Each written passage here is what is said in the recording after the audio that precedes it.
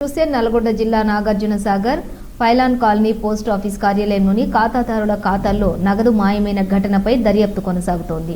డబ్బు మాయమైనటువంటి విషయం తెలియడంతో పోస్ట్ ఆఫీస్ వద్ద ఖాతాదారులు ఆందోళన వ్యక్తం చేశారు. నగదును మాయం చేసిన sub poster master Ramakrishna Devarakonda postal inspector Madhusudan వద్ద విచారణకు హాజరయ్యారు. ఇప్పటి వరకు వివిధ ఖాతాల నుంచి 40 లక్షలకు పైగా మాయమైనట్లు నిర్ధారణ అయినట్లు తెలిపారు.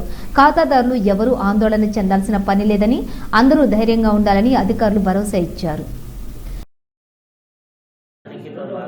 శనివారం నాడు పైలాన్ కాలనీ పోస్ట్ ఆఫీస్కి రావటం జరిగింది.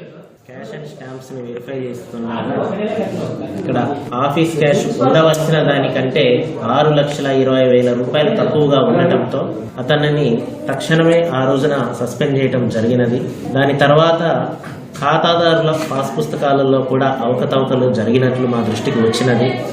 దానిని విచారణ జరుపుతున్నాము. సుమారుగా 40 లక్షల వరకు అవకతవకలు జరిగినట్లు మా దృష్టికి వచ్చినది. ఇంకా విచారణ కొనసాగిస్తున్నాము. ఈ అమౌంట్ పెరిగే అవకాశం కూడా ఉన్నది. ఖాతాదారుల దగ్గర పాస్ పుస్తకం ఉండి అందులో ఉన్న బ్యాలెన్స్ వరకు పూర్తి బాధ్యత డిపార్ట్మెంట్ వహిస్తున్నది.